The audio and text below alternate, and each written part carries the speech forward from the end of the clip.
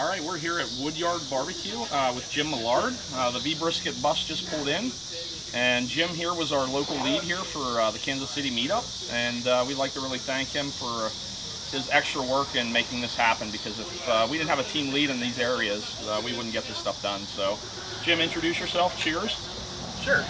I'm Jim Millard. I've been in Kansas City my entire life. I'm one of the leaders of the local KC VMug. I'm also a systems engineer. I've been dealing with VMware for a long, long time.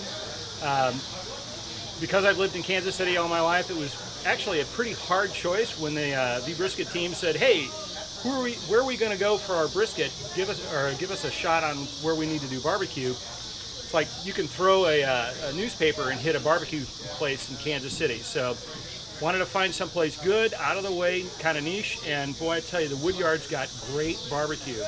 This place started out a long time ago in the Kansas City history with selling woods for barbecuers, for folks that are smoking, and after a while they ended up building their own smokers. You can see the nice rig behind us here. This is actually a converted house in the Kansas side of the Kansas City metro area. When I first started coming to the Woodyard, I want to say it was about 12 years ago, they had a $5 lunch where they gave you a set plate. You had certain cuts, you had certain sides, and you got a drink. $5 all in, that was it. Since then, they've gotten to the point where they've got a menu, selections, they've got specials on the various days. They now serve beers right off tap, and they've got credit cards that they take too. So I tell you, it's definitely grown up. Come a long way, right? Yep. Bocce courts in the back, I saw, right? You got that. You got the Woodyard literally in the back. Do a pan of the patio. This is what used to be all of the Woodyard. And in that 12 years since you've come here, they expanded. They've got covered and air-conditioned places to sit and eat. It's an awesome place, and I'm pretty sure you guys are going to love the barbecue. Yeah, absolutely. Well, we're looking forward to the barbecue tonight, and not to mention Jim here is working with the VMunderground crew. He does that as well as the opening acts, and working with the vBrown Bag crew as well.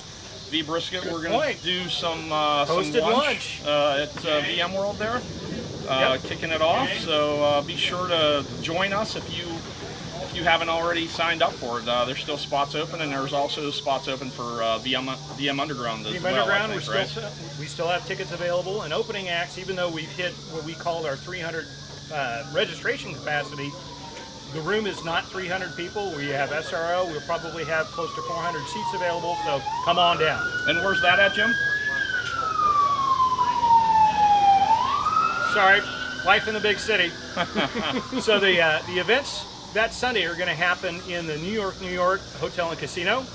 Opening acts is happening in a space they call the Liberty Loft, and that's where the vBrisket folks, they're going to be hosting a lunch for the folks that are there at, I want to say it's noonish after the first panel session. Yeah, it's in between sessions, right? And then later that night at the Nine Fine Irishmen, also in the New York Hotel and Casino, we're doing VMunderground.